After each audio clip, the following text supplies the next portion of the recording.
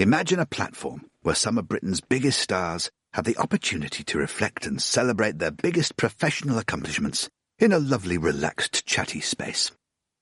Since 2016, Josh Barry's Beyond the Title has celebrated the great and good of entertainment from showbiz legends to rising stars and everyone in between, who have each provided an insight into their remarkable careers in the public eye.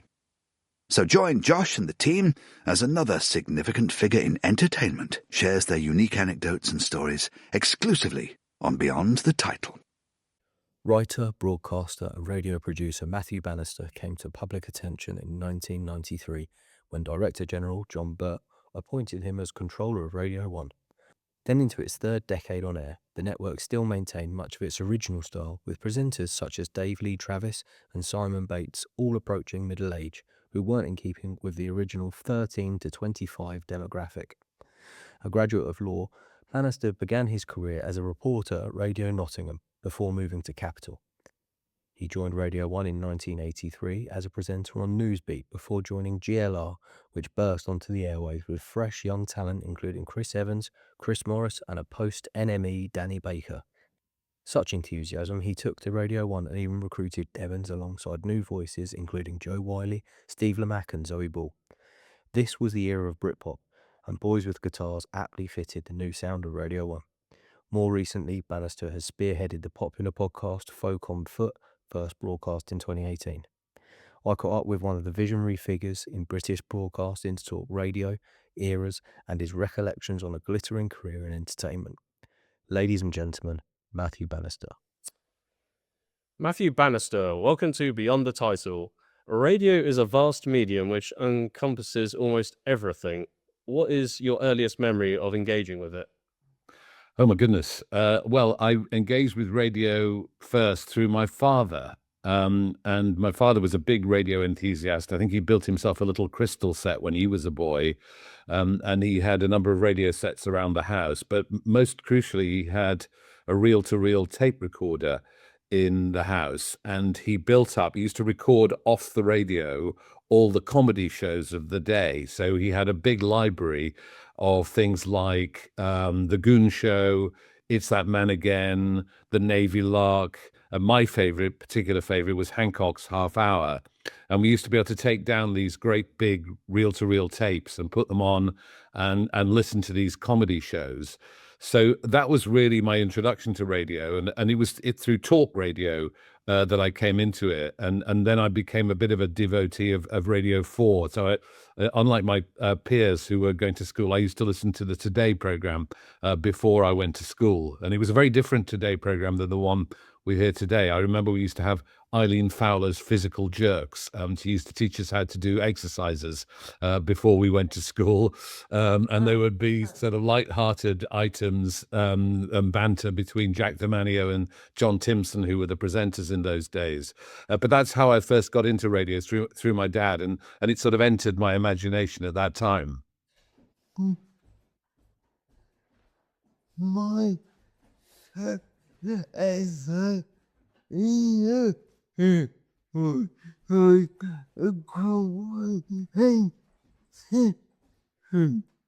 Josh's first ever interview for Beyond the Title was with Galton and Simpson.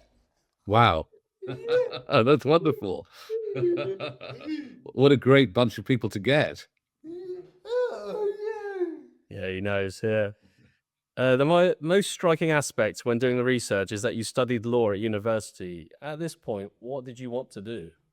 Well, when you say I studied law at university, I think my professors might have a different view of that. I decided to read law when I went to university because my parents thought it was a good idea that I should get a job which had, do a degree which had a job in prospect at the end of it. But I very quickly realized that law was not for me, and I began to find it rather boring. And what I spent most of my time at university doing was theatre. And I was at Nottingham University, which has the only all student-run theatre in England. So there's a small building called the New Theatre, and the students run every aspect of it, from running the building to marketing to finance, and then obviously directing and acting. And I did some acting, which I wasn't very good at, and then I did some directing, and I directed a number of shows there. We went to the Edinburgh Fringe Festival and took reviews up to Edinburgh. And so the great thing that I learned from my university experience was a little bit of law, but quite a lot about how to manage creative teams, how to direct creative people, and theatre was the kind of career path that I was set on when I graduated. And I had an application to study theatre directing at Cardiff. But I figured that I might have to have another string to my bow in case that didn't come off. And a friend of mine in the year above had got a job at BBC Radio Nottingham as a sports reporter. And I had a chat with him, and I said, do you think they would be interested in having somebody work in the radio? You know, I'd never done any radio at that time. I'd done a bit of writing for the student newspaper, but I'd never done any radio. And he said, well, you might as well just write to them and send your CV and see what happens. And so I did. And in the same week, I got this letter saying that I could get a grant from my local authority. Remember those days when you could be able to get a grant from your local authority to study at Cardiff, a postgraduate degree in theatre directing. And that was £900 a year.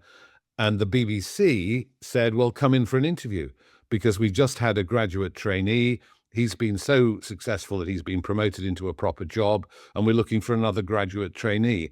And I think they only interviewed me, which just wouldn't happen nowadays. But they interviewed me, and they sent me a letter saying that I could have a 1-year contract as a graduate trainee at £3,000 a year. And I thought, well, I've got a bit of an overdraft. I love radio. I love the BBC, and they're offering me an actual job here rather than just a course of study. So I'll take the radio job, and that was the beginning of my radio career.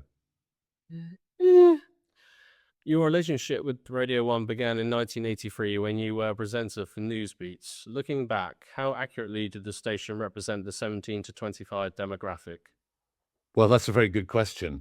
I mean, I didn't really think much about things in those days, but what happened to me was that I'd always wanted to work on Newsbeat. I mean, Newsbeat seemed to me to be the epitome of slick pop music news, you know, of news for a pop music station. And I'd been working on BBC Radio Nottingham, which was largely aiming at an audience of the over 60s.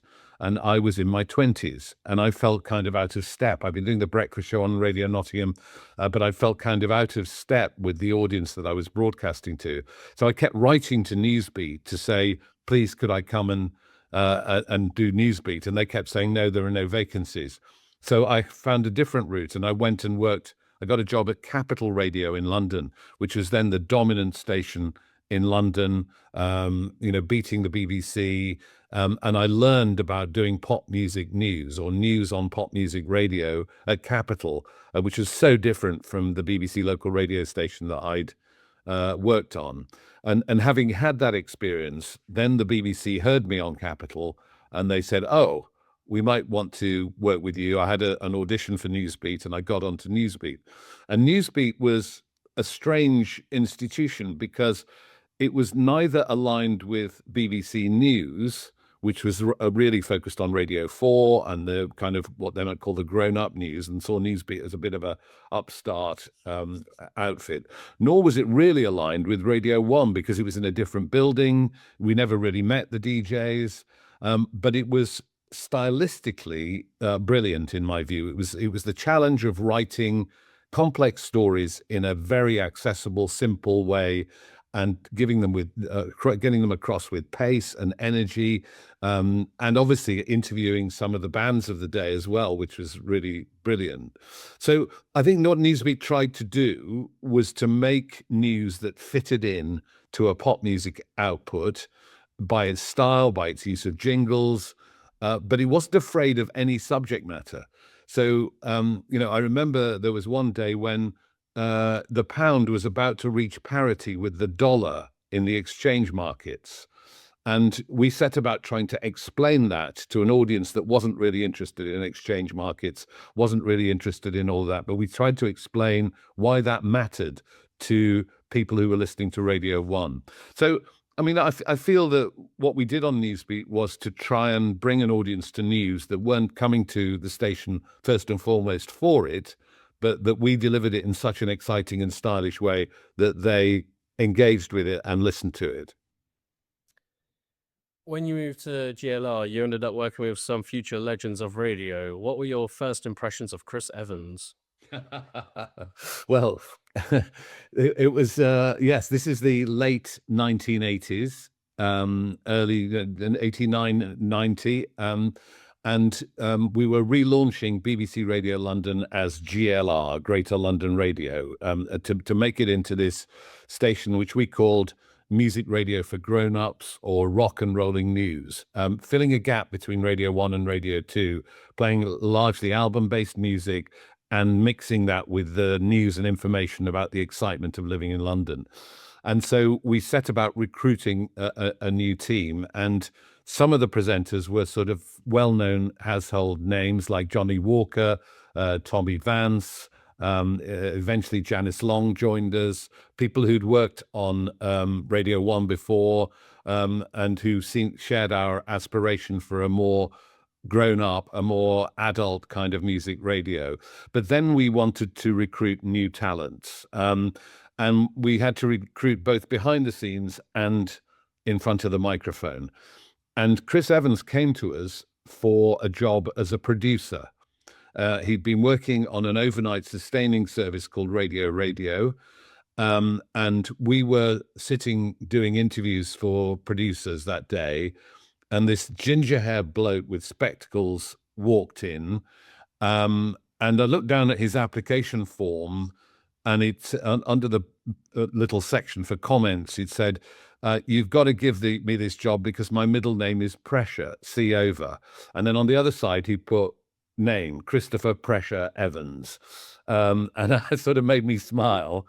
And it was one of the most engaging and funny interviews, you know, in a day of rather identikit people coming and giving us rather identikit answers.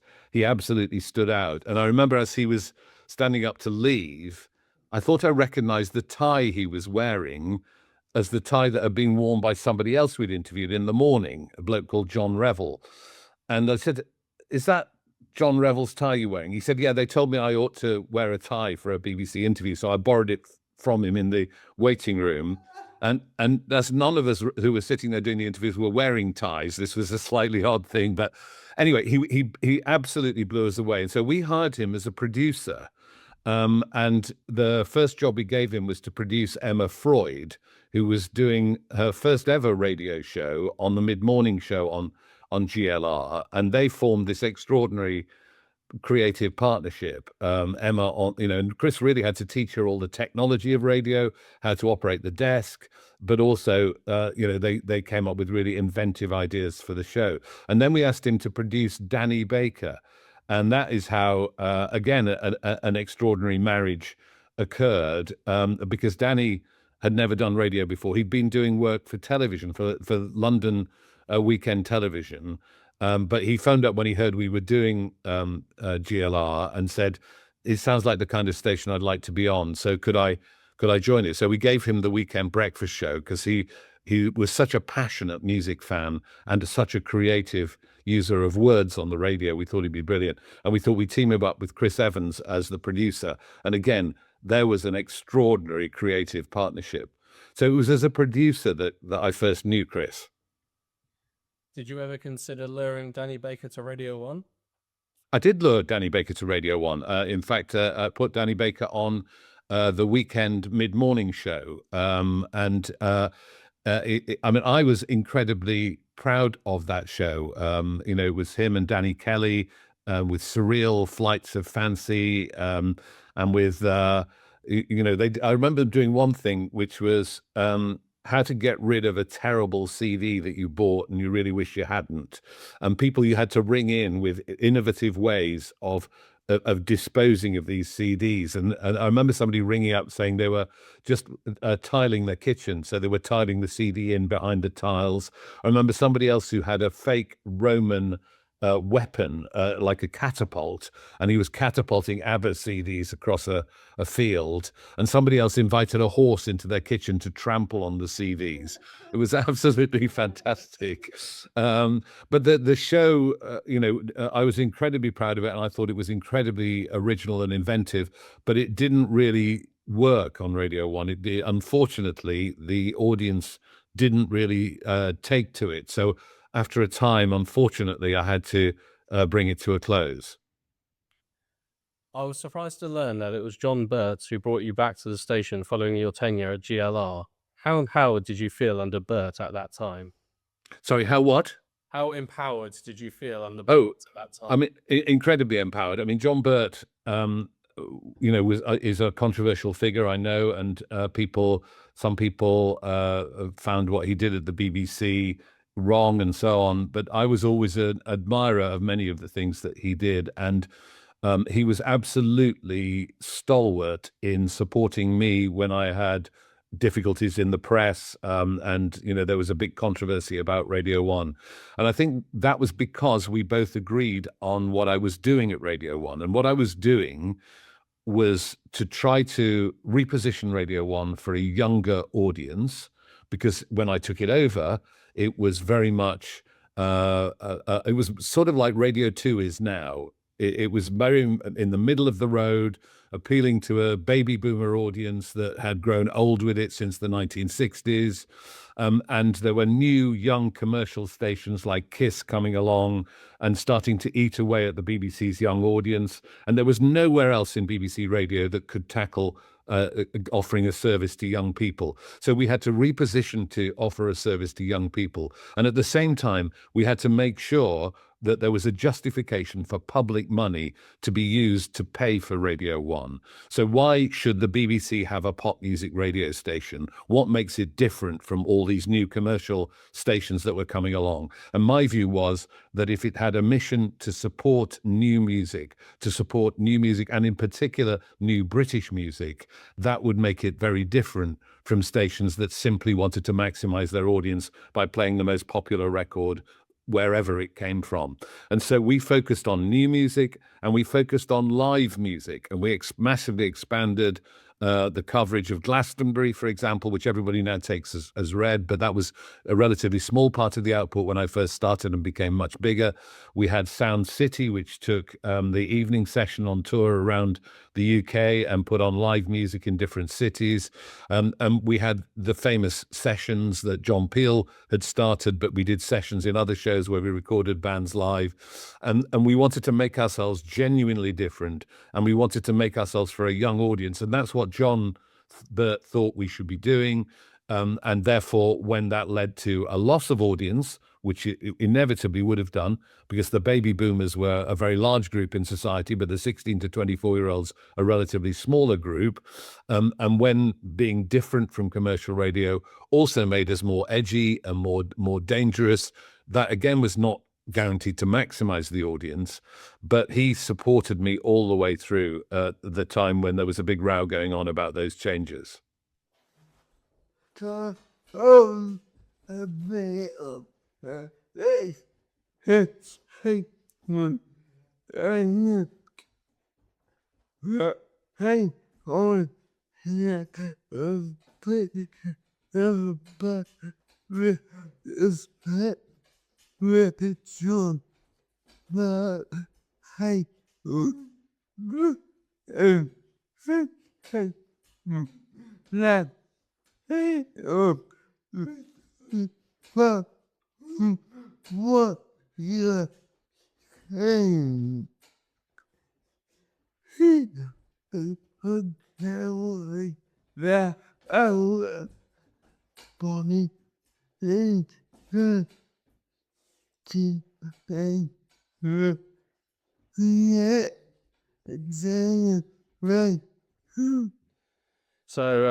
bit of an entertainment anorak, and I do have a great knowledge of sort of like around the time when John Birt was in power and how he changed the entertainment landscape. But just Going off by what you're saying, he did invest in the next generation. We both did, and that was what my brief was too, because part of the brief of supporting new music was supporting new bands and new artists, but also I wanted to allow new talent onto the air, give people a break who wouldn't otherwise have been heard, and we did that both in music, with people like Steve Lamacq and Jo Whiley, with Mark Radcliffe and Mark Riley, with people like Marianne Hobbs. We gave people Zoe Ball was the first woman to present the Radio 1 breakfast show. Lisa Ianson, who did the lunchtime show, was the first black woman to appear on daytime Radio 1. So we tried to give people a break in terms of presentation, but we also did it in comedy, and we had Leon Herring with The Fist of Fun. We had Simon Munnery. We had the young Alan Davis coming through. And so and most famously of all, Chris Morris developed a show called Blue Jam, which is one of the things I'm most proud of having commissioned, a really edgy, difficult, weird comedy show that we broadcast in the middle of the night, but really, really innovative. So part of our investment of public money was to put money behind talent and allow talent a platform that they wouldn't have had on commercial broadcasting. How do you think you cultivated that right balance between mainstream radio personalities like Chris Evans and Zoe Ball with more specialized music broadcasters like Steve Lamacq and Jo Whiley? Well, that to me, there used to be a saying about Radio 1 that it was ratings by day and reputation by night. And that's how it used to work before I came along. And that, to me, wasn't enough. It wasn't enough to be just trying to maximize your audience during the day and then doing things that, gave you a public service credential during the evening. And what I wanted to do was bring the two things together so that the breakfast show was breaking new music, but the engine room of the sort of on-ramp for the new music was our specialist shows, like the evening session, like the Mark Radcliffe show late at night, like the dance music shows that we did at the weekend with Pete Tong and Danny Rampling and Judge Jules, like the hip-hop show with Tim Westwood and the reggae and ragga show with Chris Goldfinger. All those were the on-ramp for new music, but then it was picked up and put onto the main daytime playlist. And so, for example, Oasis were playlisted almost before their first record was out. And we were supporting Oasis long before commercial radio ever woke up to Oasis happening. So I wanted to see the whole station embodying our commitment to new music. And of course, some of the shows were a bit more entertainment based, and some of the shows were a bit more music focused. But the whole station, to me, in order to justify its public funding, had to be committed to our mission of supporting the new. Why do you think John Peel was relevant to every generation? I think John Peel was relevant to every generation because he was authentic. He was authentically himself. And he was also a genuine public service broadcaster, because what he wanted to do was to allow onto the air as much new talent as he possibly could. So, if I had said to him, you've got to play the number one record in the charts, he would have resigned, because he didn't care what was number one in the charts. He cared about the next number one in the charts or the one after that. And I remember being at a Sound City event in Leeds with him, and I was leaving the hotel to go to a gig by the Manic Street Preachers that evening, and it was one of their first gigs since they'd lost a member of the band in rather tragic circumstances, and I was quite looking forward to seeing how they emerged again. And I said to John, would you like to come and see the Manic Street Preachers? And he said, oh no, he said, I'm going down the Bradford Road where there's a pub and there's a band in the top room of that pub that I really need to see because they might be the next thing. And he always used to say that he thought he would die on the road between London and his home in Suffolk because he used to have a box of, in those days, cassette tapes sent in by bands on the passenger seat. And as he was driving, he used to be changing the cassettes and listening to all the new stuff that had come in. And he always thought that you might steer off the road whilst that was going on. But his enthusiasm and passion for the next innovative thing was really a kind of a touchstone for the Radio 1 that I wanted to run. And it didn't matter how old John was or how long he'd been there. And I always said this about Radio 1, when we were trying to attract a younger audience, it didn't mean that everybody who worked on the station had to be 15. You know, it meant that everybody who worked on the station had to share our passion and enthusiasm for new music. So Annie Nightingale's another great example, who reinvented herself as this amazing late night dance music DJ in that great sort of zone in the early hours of Sunday morning, committing herself to bringing the latest music to the audience, even though she was, in her 50s and 60s, and John similarly passionate about new music. And so that was what made them brilliant. And they were authentically themselves. They didn't try to put on an act. That was another thing that I wanted to move away from, that sense of the DJ who was fake, the DJ who was a fake personality that they put on for the broadcast and then took off when they left the studio. I wanted people who were authentically themselves, and there was no better example of that than John Peel. What would you say is his legacy? Well, I think his legacy is, you can see it every day. I mean, if you just look at something like Pulp, who've had a renaissance recently with a much acclaimed album. Pulp were battering away at the door, trying to make a success of their career for ages. And John Peel was the door that opened for them. But you would find legions of artists who are household names, international names now, who would doff their caps to John and say, John gave me the leg up. John gave me opened the door to my career by being open-minded and listening when nobody else would. Throughout history, musicians and artists have taken inspiration from the socioeconomics of their childhood. What do you think it was about growing up in the 80s which made musicians from all walks of life and all areas of the country feel so empowered to make music? That's an interesting one. I mean, obviously, you immediately sort of think about the political schism of the 1980s. Really, the rise of Margaret Thatcher and the anger that provoked in some quarters, things like the miners' strike, the Falklands War, and the rise of unemployment. Thinking about the Specials and Ghost Town. And songs like that. And I think and then the anti-Nazi movement, the anti-racism movement that came around, people like Billy Bragg. I mean, it was a really turbulent time in politics. And I think that generates an anger and a passion in young musicians, and that it comes out in some extraordinary music being made. Your appointment as controller of Radio 1 came at a pivotal time for British music. How different would your tenure have looked like without Britpop?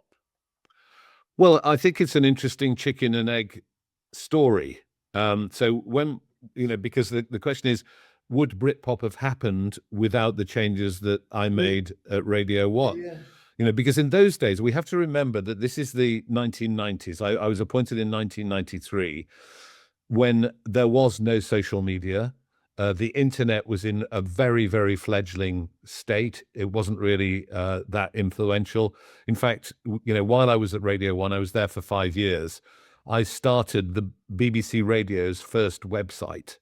Until then, no radio station had a website. And the Director General said, I've got some funds for any special projects that you might think are important. And I remember Radio 2 said, we'd like to put on some stage musicals.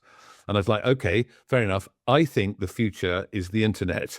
And I think that the young listeners we want to attract will be on the internet. And so we'll get some money to start a website, a bit of a newfangled thing in those days.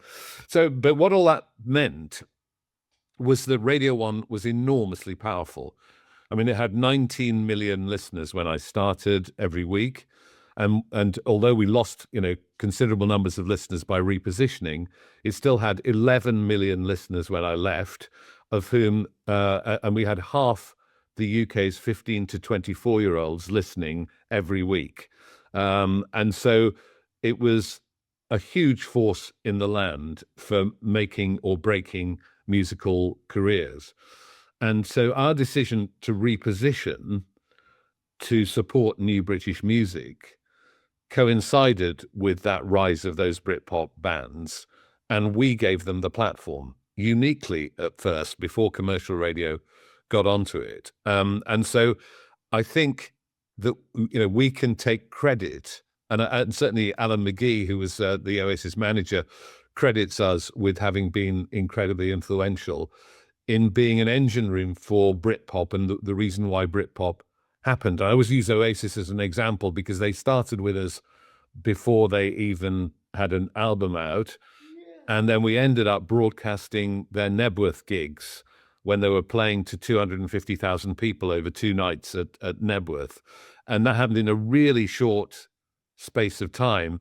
But a lot of it happened because of our passion for and enthusiasm for championing Britpop. So I would take some credit for Britpop. Of course, it wouldn't have happened without the record companies. It wouldn't have happened without the artists and their talent. But I think the fact that we put focus on new British music and played it to those millions of listeners that we had in daytime when other stations weren't, meant that it took off in the way that it did.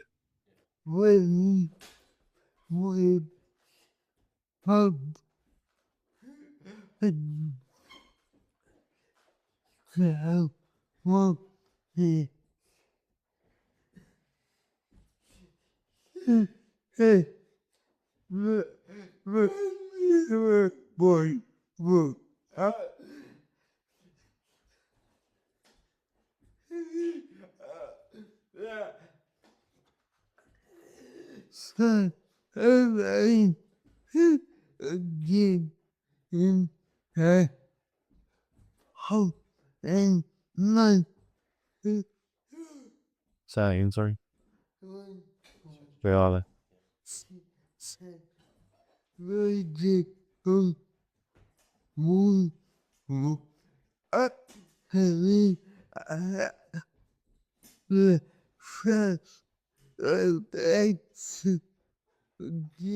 pup. All right. Back when we spoke to Jo Whiley recently, she actually said that Radio 1 were present at that gig that Oasis did in the pub. Yes.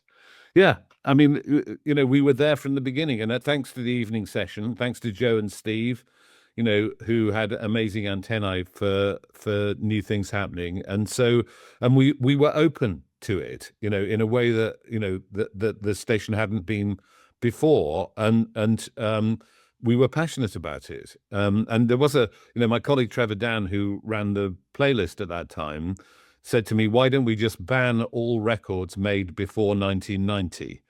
And that meant that, so when I took over Radio 1, they were still arguing about which Eagles tracks to play or which Phil Collins tracks to play or whatever. But in 1993, 94, we said, right, we're only going to play records made since 1990.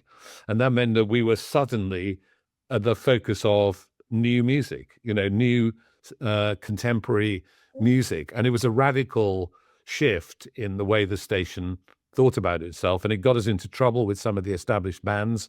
The Status Quo threatened to take us to court because we didn't put their new single on the playlist.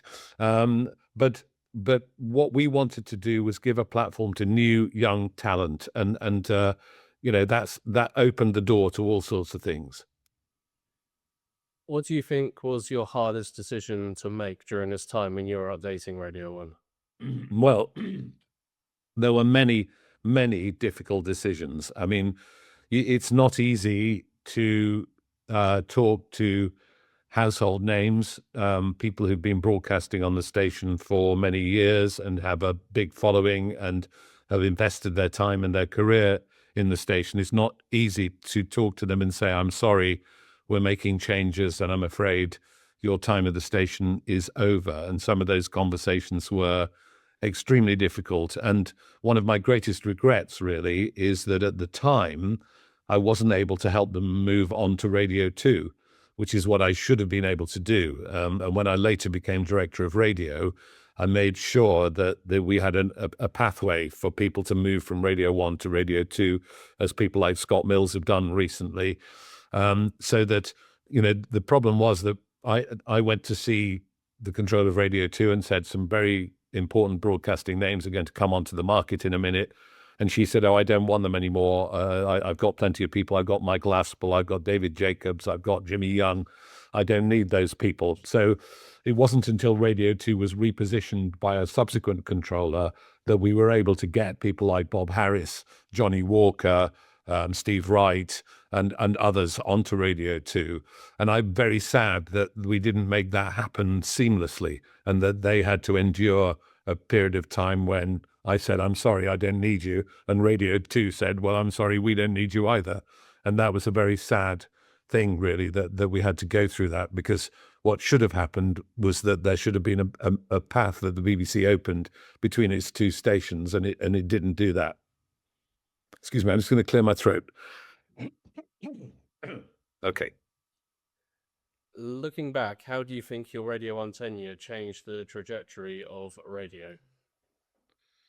I think that's a very big claim, that we changed the trajectory of radio. But I do think that the first thing that I would say is, if I want to be remembered for anything, it is as somebody who gave a platform to talent.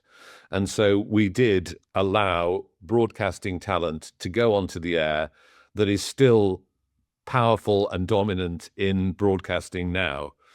From Zoe Ball and Chris Evans through to Jo Whiley and Steve Lamacq and Mark Radcliffe and Mark Riley. The names go on and on.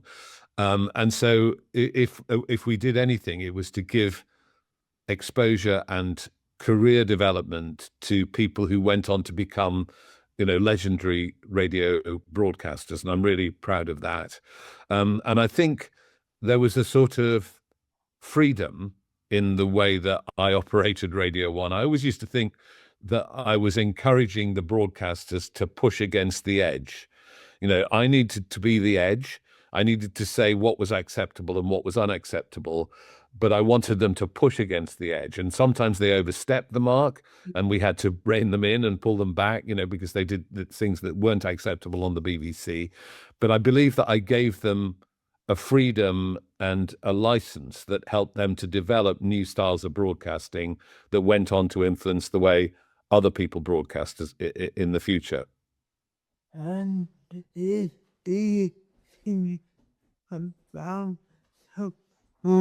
that show and see the man the now he but this will be saying is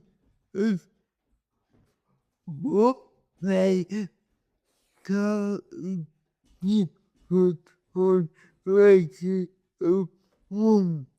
And if you think about it, people like Jo Whiley and Steve Lamacq are now back doing exactly what they started out doing back in the early days.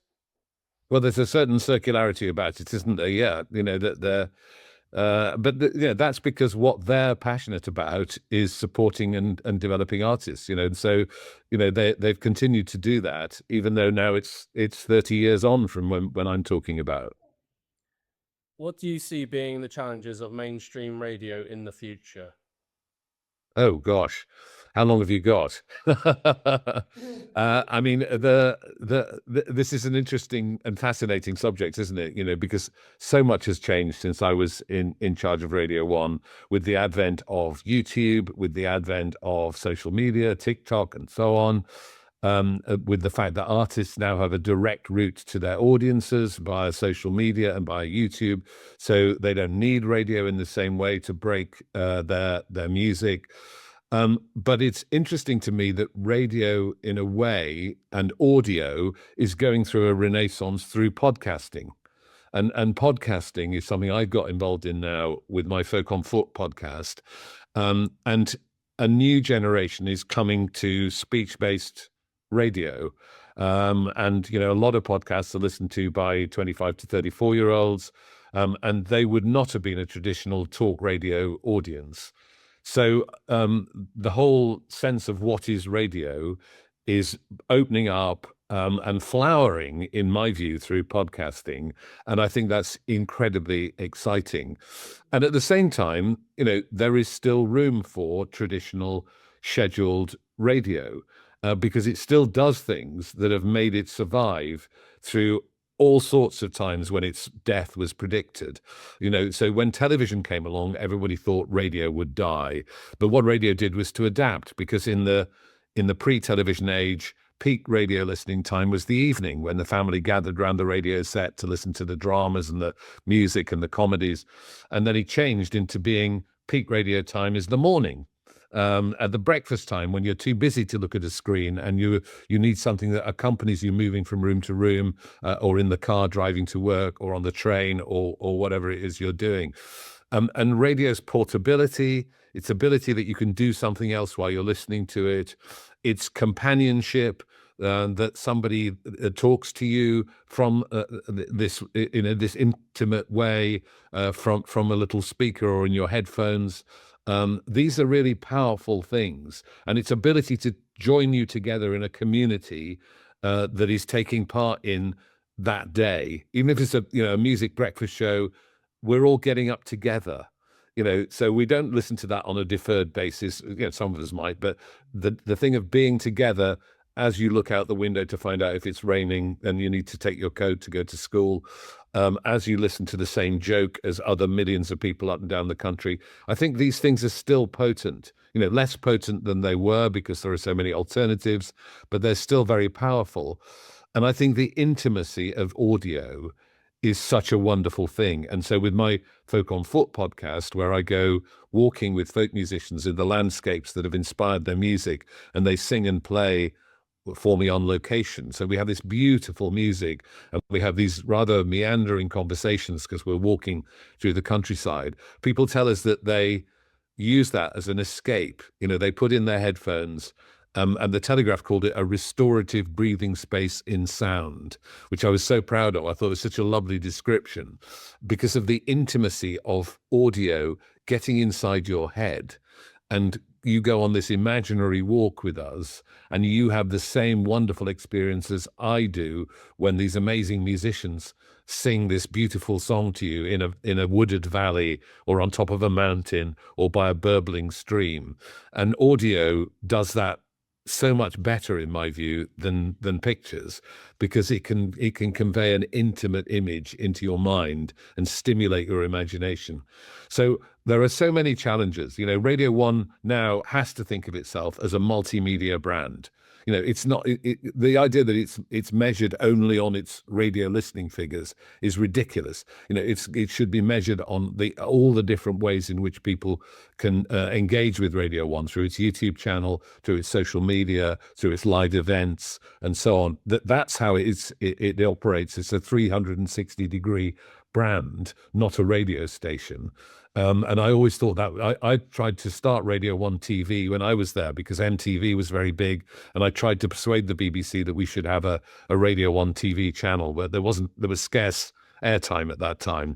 But obviously they do have Radio 1 TV now, and that's right when young people want to experience music in that way. So there are many, many challenges to people running radio stations. And but you know, whether it's my little podcast or Radio 1, I think we've become multimedia brands. But what I still believe in is the ultimate power of audio to engage listeners. So, is it true that you went for the position of BBC Director General? And in your opinion, how different would the corporation look now had you replaced John Birt? It is true, yes. I had and after I was at Radio 1, I had a number of different jobs. So I became director of BBC Radio. So I was in charge of all the BBC's national radio stations except 5 Live. And then I became chief executive of production, which meant that I was in charge of all the TV and radio production in England outside of news. So I had production bases in Manchester, Birmingham, Bristol, London, and everything from the proms to natural history programs to movies, all this big sort of production empire. And when John Birt left, I was encouraged to apply, but I didn't really do a very good job of it, I have to say. And I'm so glad I didn't get it, because I really had begun to feel at that time that I was so far removed from the reason I'd come into broadcasting in the first place that I became frustrated. So I was in the upper echelons of the BBC, where I wasn't really having an impact on the creative product, on the programs and services that were going out. I was spending an enormous amount of time in bureaucracy and internal infighting and meetings. And I felt I'd come unstuck from the thing that I loved most, which was helping people to make radio programs. And so I did have a tilt of being Director General. I think if I'd been in charge, the BBC might have got into even more trouble than it already has done. But I really decided after that experience that I'd gone too far up the greasy pole, and I wanted to step off. And I left the BBC without a job to go to, and took some time out, and then was delighted to be allowed to go back onto the air on Radio 5 Live, with the guy called Bob Shannon gave me a show, which ended up being the late night show on 5 Live. So I got back into broadcasting, and that was the happiest day of my life. What was at the she had my bring little one good hey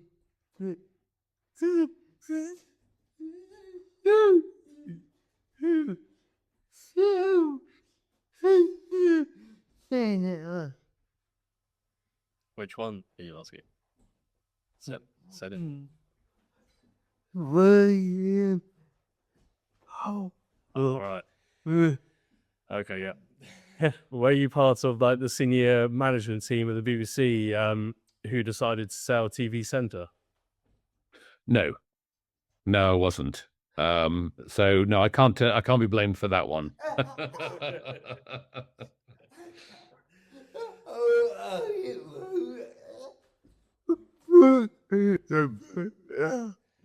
Yeah, in one of Josh's books that Josh has written, there's a large chapter, a large part of it is made up of the TV Centre and the decisions behind it. And you're disgusted at releasing it. You were outraged at the decision. It's an iconic building, isn't it? So you mentioned your podcast, Folk on Foot. What was your vision for the platform? So when podcasting came along, I thought, well, look, I don't need to get anything commissioned here. I don't need to persuade anybody else. I can just follow some of my passions. And the three passions that Folk on Foot brings together are folk music, which had started out when I was a teenager. I got into a band called Fairport Convention.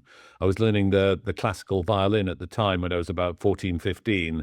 And I got really bored with doing scales and arpeggios and practicing. And then I suddenly heard this band, Fairport Convention, with the electric violin absolutely central to the sound. And I thought, wow, the violin could be this cool instrument, which is really inventive. And also this music that they were making, which was folk songs, traditional songs translated into electric instruments. So songs about witches and wizards and adultery and murder, and all these extraordinary things that came from a British culture, not an American culture like the other music that I'd been listening to at the time.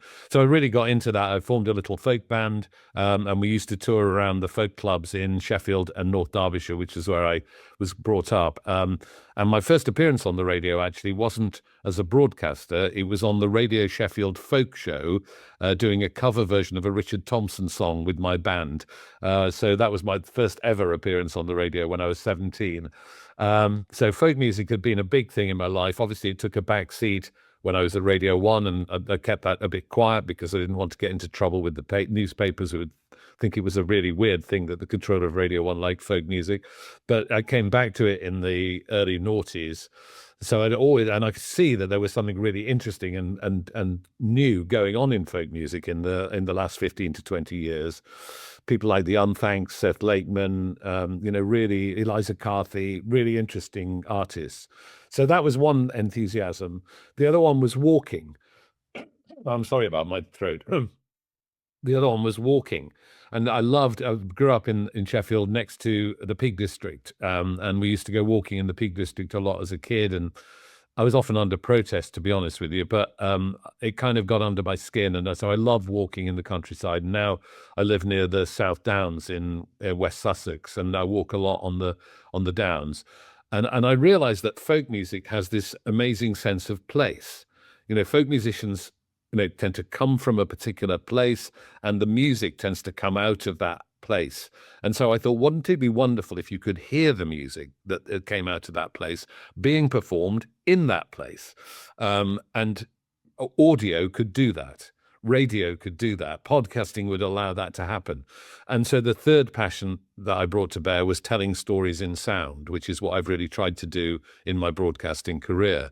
And I always set out with Folk on Foot for it to be a beautiful audio experience. And I hired some wonderful producers, and we won loads of awards for it because of that, because of their extraordinary ability to record a musician in the most unpromising circumstances where, it might be raining or the wind might be blowing or we might be in an exposed spot, but they get beautiful music recordings.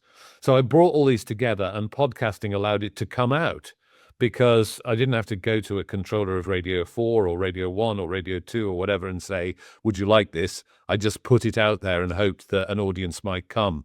And thank goodness an audience has come. And we have a really wonderful bunch of enthusiastic and passionate supporters who pay a little subscription to help us keep going. So Folk on Foot's grown from that seed. At the heart will always be those audio walking episodes, but we also do the official Folk Albums chart show on YouTube every month, where I play videos from the new entries into the chart.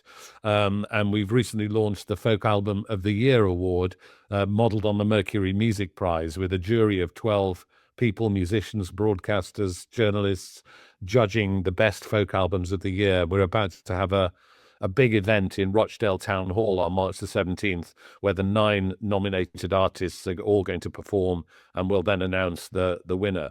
And the nominees are really interesting about the state of the folk scene at the moment, because they range from Peggy Seeger, who is 90 and a legend in the folk world, a sister of Pete Seeger, somebody who's been a campaigner and a musician for 50, 60, 70 years, down to a 25-year-old Scottish harp player called Grace Stewart Skinner, who's made this amazing album about a dialect spoken in little fishing village where her family comes from.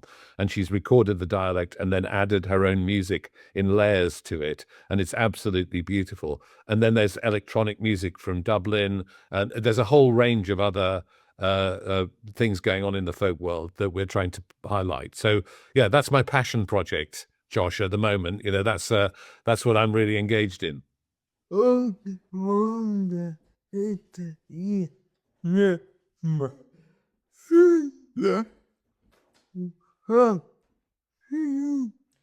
wonder if you know my friend, Paul Armfield. Are you familiar with Paul Armfield? I think I know the name. I don't know him personally.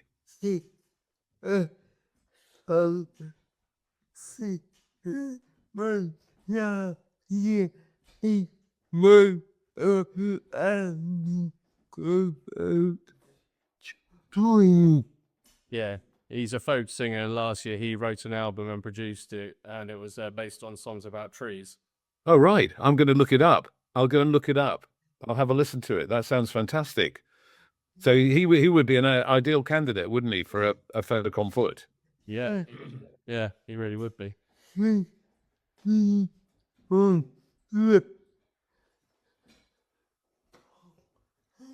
Yeah, he's been on this podcast. You've interviewed him, haven't you? I'll listen to your interview then. Yeah.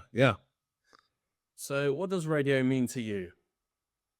Oh, well, it's a sort of guide, philosopher, and friend, isn't it? Radio. I mean, it's sort of embedded in my life, and I learn from radio. I relax with radio. I'm made to laugh by radio, and my imagination is stimulated by radio.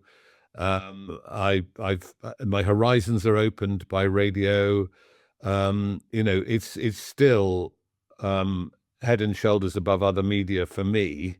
And I love the fact that nowadays I can experience it in new ways, and I can take it with me in new ways, and I can stop and start listening to it at my own convenience, and I can download and carry it around. And I love all the new ways in which you can experience radio. But at its heart, it's just this fantastic, intimate window on the world, I would say, in all its glory.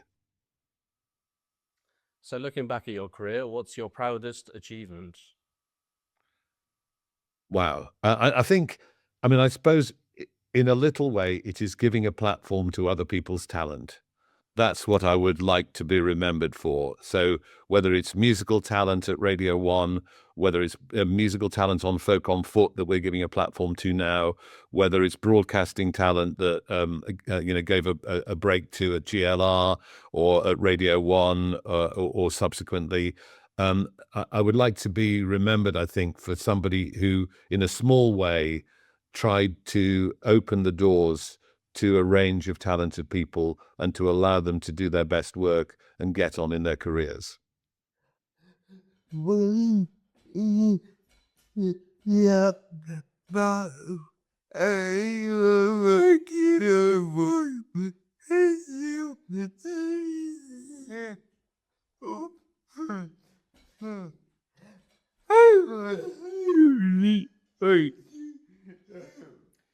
Looking back at your Radio 1 tenure, do you ever look back and think, how the hell did I do that? I think, how the hell did I survive it? I mean, it was a very, very stressful and fraught time, but looking back on it, I'm very proud of it, and I'm very proud of some of the highlights of the programming that we made. And of course, we made mistakes and we got things wrong, and some tried out things that didn't work. But I think risk-taking and making mistakes is part of experimentation and trying to be creative. So yes, I do sometimes think, blimey, that was hard work, and it definitely took its toll on me personally. But I'm very proud of what we achieved.